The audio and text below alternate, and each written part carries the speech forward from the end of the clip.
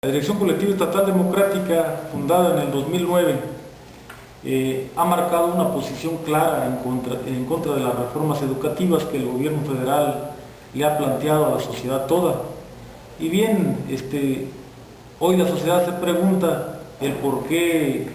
si se habla de calidad, los maestros están en contra de esa calidad. Lo que nunca le han dicho al pueblo es que esa calidad es una calidad de mentiras, que nunca han explicado en qué consiste y que por lo tanto, al no explicarlo, hay grandes trampas que van en contra de los intereses del magisterio y de la sociedad toda. Y bueno, lo dejamos claro porque efectivamente en estas reformas no se busca la construcción de un nuevo ciudadano, un ciudadano que conozca más su entorno y que esté más comprometido con los intereses generales de la patria.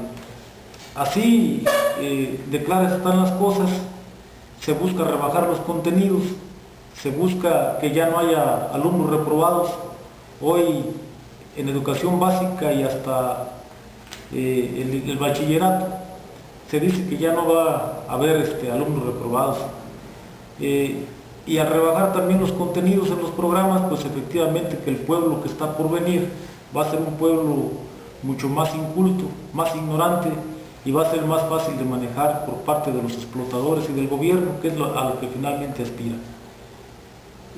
Estos son los motivos por los cuales la dirección colectiva ha aparecido en varios escenarios de lucha desde que inicia prácticamente la discusión en las cámaras de la reforma educativa en sus tres aspectos: en cuanto a la Ley General de Educación, en cuanto al servicio profesional docente y en cuanto al Instituto Nacional de Evaluación Educativa. Pero sobre todo, lo más impactante es la cuestión de la ley del servicio profesional docente, donde efectivamente el gobierno le arrebata todos los derechos al pueblo y le arrebata los derechos también al magisterio. Al pueblo, por un lado, porque finalmente lo que busca es la privatización de la educación. Y bueno, con esta privatización, los hijos de los pobres ya no podrán pagar cuotas y no podrán asistir a las escuelas a formarse y a conseguir títulos o diplomados que les permitan encontrar trabajos blandos, donde no sean los hijos de los pobres únicamente como bestias de carga, a las cuales se les van a dar los trabajos más duros, los más mal pagados y los más asquerosos. Esto es lo que nos tiene motivados. Y bueno, también al magisterio lo que plantea es, a través de un examen que nunca se le muestra al que se le aplica, retirar de sus empleos a más de 1.200.000 trabajadores de la educación con esta jugada. No busca medir el conocimiento del magisterio, más bien lo que busca es tener un pretexto para retirar a los trabajadores de su empleo y condenar así a las familias del magisterio a la miseria más aguda que se haya vivido en este país. Por esta razón, la dirección colectiva ha venido denunciando esta parte a través de ruedas de prensa, a través de volantes, y hemos acudido a eventos donde le hemos informado a la sociedad que este gobierno es un gobierno que no está luchando por su pueblo y que está recibiendo las órdenes del qué hacer con la cuestión educativa de parte de otros países interesados en que a este país se le convierta en un país de ignorantes. Hemos venido denunciando que la OCDE, siendo un organismo internacional, ha hecho los programas y ha hecho también estas leyes que le han puesto al pueblo de México en la mano para que finalmente se le vaya negando la posibilidad de romper el círculo de la miseria a los hijos de los pobres. Y cuando decimos esto, hay gente que se pregunta de dónde se inventan estas cosas, mas sin embargo nosotros tenemos claro informaciones y contactos con países donde se ha aplicado esta reforma, como en el caso de Chile, en el caso de Colombia y mismo en Estados Unidos, que es ahí donde inició esto. Y bueno, ahí hay grandes manifestaciones de estudiantes, de maestros, de padres de familia, porque efectivamente los ricos se hacen de las escuelas públicas en una maniobra que el gobierno les facilita, concesionando las escuelas, y posteriormente el presupuesto educativo, que se rebaja, pero se les da a los ricos para que sostengan las escuelas, hagan un negocio con esos presupuestos educativos y finalmente todavía le cobren cuotas a los padres de familia, cuotas elevadas y bueno, hagan un negocio redondo con todo lo que ocupe el estudiante para poder sacar sus carreras. Esto no es un invento y tenemos las pruebas en la mano, mas sin embargo estas reformas se dan a partir de que Peña Nieto no ganó la presidencia de manera transparente en el país, utilizó una gran cantidad de trampas, utilizó el dinero público de los gobiernos de los estados, compró los votos de los más miserables y al conocer esto, el gobierno que hoy manda en todo el mundo, que es el gobierno de los yanquis, Estados Unidos,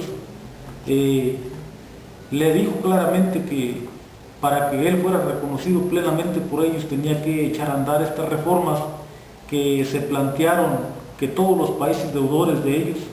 o sea, que le deben al Banco Mundial, al Fondo Monetario Internacional y al Banco Interamericano de Desarrollo, tuvieran que aplicar aquellas medidas que ellos programaron desde el Washington Consensus en 1990. Y desde ahí todas estas reformas han ido en contra del país, así como ha sido aquí la laboral, ha sido la reforma energética que está en puertas, ha sido la reforma hacendaria, ha sido la reforma a la ley del ISSSTE, la reforma a la ley del Seguro Social. Todas las reformas que se han implementado en los últimos gobiernos han sido para dañar al pueblo. Y ahí es donde está el contrasentido, porque efectivamente nosotros tenemos gobernantes que nos cobran por hacernos daños. Esta es una gran paradoja que existe en el país, a la que nosotros nos oponemos radicalmente y que hoy, para echarla hacia atrás, le estamos planteando al magisterio michoacano y al magisterio nacional la unidad. La unidad de todos los afectados, la unidad de todo el pueblo, porque todo el pueblo ha sido dañado. No nada más ha sido el magisterio, han sido los campesinos, han sido los obreros, han sido los cargadores, han sido los albañiles. Todo aquel que vive en este país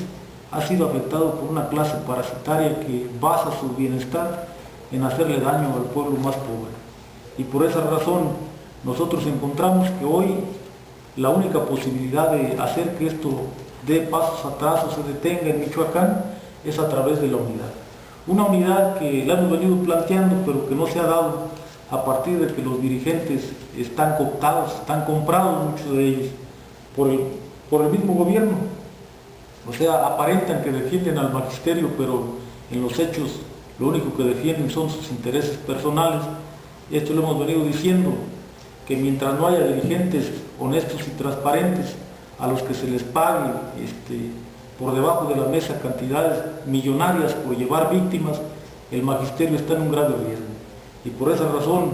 hemos venido diciendo también que el magisterio charro, o sea, el magisterio institucional, es una de las peores lacras que el magisterio pueda soportar, porque efectivamente han corrido por todas las regiones del estado de Michoacán a decir que la reforma tiene bondades, cuando la reforma en ninguno de sus 83 artículos,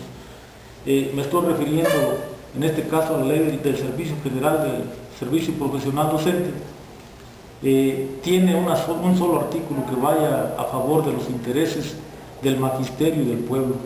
Por esa razón nosotros decimos que el magisterio charro tiene que sacudirse a sus dirigencias, porque si no lo hacen, también ellos van a ser afectados. Y nosotros venimos impulsando la unidad, que como siempre se ha dicho ya en varios eventos internacionales, si esta unidad no se da entre todos los trabajadores, no tenemos posibilidad de derrotar a nuestros verdaderos enemigos de clase. Y los verdaderos enemigos de clase nuestros son los políticos, son los burgueses, son los generales, son los curas y son los comentaristas de la radio y la televisión, que están golpeando ya desde hace años al magisterio nacional. Entonces el llamado nuestro es a la unidad, y convocamos desde esta posibilidad a presentarnos en los dos eventos que están por venir, que es el 2 de octubre, marcha nacional, o sea el día de mañana, en el Distrito Federal, y el 12 de octubre otra marcha nacional, pero ya con el paro de 72 horas, que será la próxima arma que estaremos implementando para que el gobierno por lo menos escuche cuál es el planteamiento del Magisterio Nacional. Estos son los motivos que nos tienen aquí dirigiéndonos a los que nos puedan ver, y pidiéndoles de antemano que todo lo que esté apareciendo en la televisión y en la radio lo escuchen, pero con voz o con pensamiento crítico, para que sepan dónde están las maldades y las falsedades que está esgrimiendo el gobierno nacional en contra del magisterio nacional. Esto es lo que nos trae aquí a esta entrevista.